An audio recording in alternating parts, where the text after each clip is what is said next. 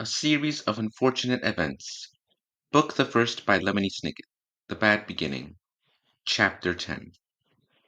That night, Klaus was the Baudelaire orphan sleeping fitfully in the bed, and Violet was the Baudelaire orphan staying up, working by the light of the moon. All day the two siblings had wandered around the house, doing the assigned chores and scarcely speaking to each other. Klaus was too tired and despondent to speak, and Violet was holed up in the inventing area of her mind, too busy planning to talk. When night approached, Violet gathered up the curtains that had been Sunny's bed and brought them to the door to the tower stairs, where the enormous assistant of Count Olaf's, the one who looked like neither a man nor a woman, was standing guard. Violet asked whether she could bring the blankets to her sister to make her more comfortable during the night. The enormous creature merely looked at Violet with its blank white eyes, and shook its head, then dismissed her with a silent gesture. Violet knew, of course, that Sunny was too terrified to be comforted by a handful of draperies, but she'd hoped that she would be allowed a few moments to hold her and tell her that everything would turn out all right. Also, she wanted to do something known in the crime industry as casing the joint. Casing the joint means observing a particular location in order to formulate a plan.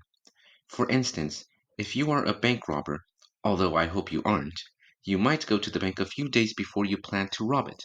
Perhaps wearing a disguise, you would look around the bank and observe security guards, cameras, and other obstacles so you could plan how to avoid capture or death during your burglary. Violet, a law-abiding citizen, was not planning to rob a bank, but she was planning to rescue Sunny and was hoping to catch a glimpse of the tower room in which her sister was being held prisoner, so as to make her plan more easily. But it appeared that she wasn't going to be able to case the joint after all. This made Violet nervous as she sat on the floor by the window, working on her invention as quietly as she could. Violet had very few materials with which to invent something, and she didn't want to wander around the house looking for more for fear of arousing the suspicions of Count Olaf and his troop. But she had enough to build a rescuing device. Above the window was a sturdy metal rod from which the curtains had hung, and Violet took it down. Using one of the rocks Olaf had left in a pile in the corner, she broke the curtain rod into two pieces. She then bent each piece of the rod into several sharp angles, leaving tiny cuts on her hands as she did so. Then Violet took down the painting of the eye. On the back of the painting, as on the back of many paintings, was a small piece of wire to hang on the hook. She removed the wire and used it to connect the two pieces together. Violet had now made what looked like a large metal spider. She then went over to the cardboard box and took out the ugliest of the clothes that Mrs. Poe had purchased, the outfits the Baudelaire orphans would never wear, no matter how desperate they were. Working quickly and quietly, she began to tear these into long, narrow strips, and to tie these strips together. Among Violet's many useful skills was a vast knowledge of different types of knots. The particular knot she was using was called the devil's tongue. A group of female Finnish pirates invented it back in the 15th century and named it the devil's tongue because it twisted this way and that, in a most complicated and eerie way. The devil's tongue was a very useful knot, and when Violet tied the clothes strips together end to end, it formed a sort of rope. As she worked, she remembered something her parents had said to her when Klaus was born, and again when they brought Sunny home from the hospital. "You are the eldest Baudelaire child," they had said kindly but firmly, "and as the eldest, it will always be your responsibility to look after your younger siblings. Promise us that you will always watch out for them and make sure they don't get into trouble." Violet remembered her promise, and thought of Klaus, whose bruised face still looked sore, and Sunny, dangling from the top of the tower like a flag, and began working faster. Even though Count Olaf was of course the cause of all this misery, Violet felt as if she had broken her promise to her parents, and vowed to make it right. Eventually, using enough of the ugly clothing, Violet had a rope that was, she hoped, just over 30 feet long. She tied one end of it to the metal spider, and looked at her handiwork. What she had made was called a grappling hook, which is something used for climbing up the sides of buildings, usually for a nefarious purpose. Using the metal end to hook onto something at the top of the tower and the rope to aid her climb, Violet hoped to reach the top of the tower, untie Sunny's cage, and climb back down. This was, of course, a very risky plan, both because it was dangerous and because she had made the grappling hook herself instead of purchasing it at a store that sold such things.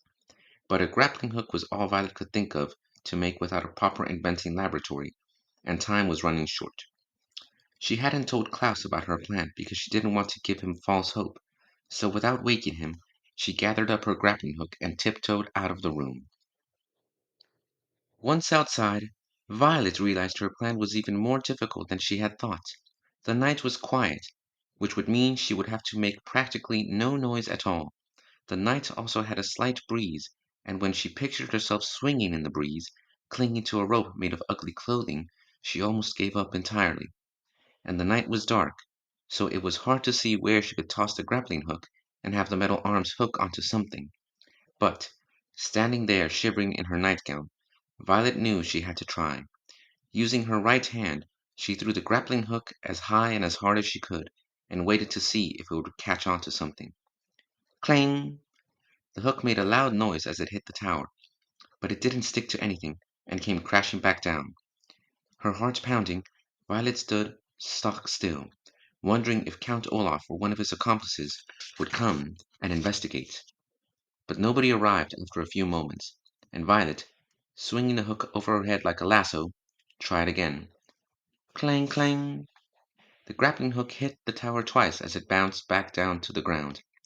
Violet waited again, listening for footsteps, but all she heard was her own terrified pulse.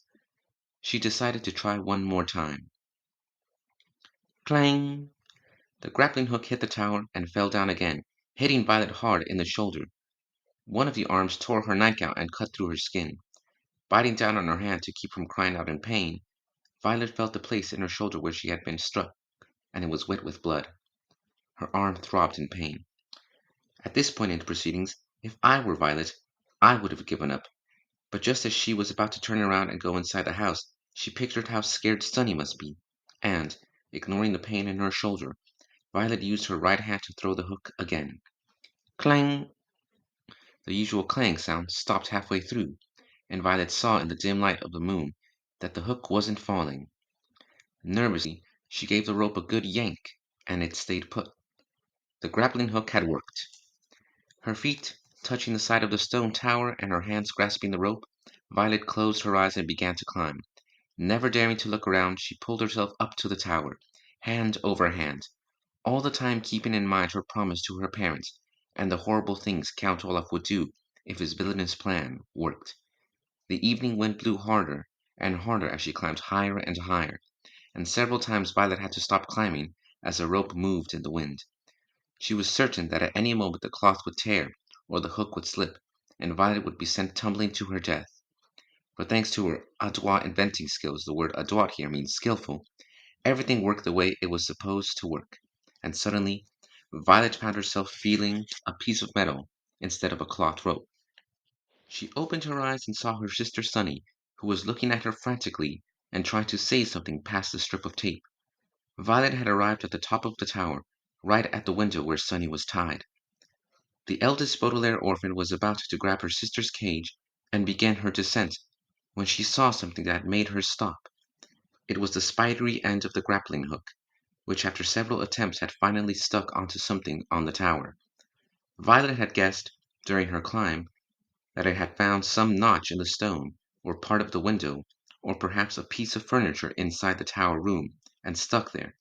But that wasn't what the hook had stuck on. Violet's grappling hook had stuck on another hook. It was one of the hooks on the hook-handed man, and his other hook, Violet saw, was glinting in the moonlight as it reached right toward her.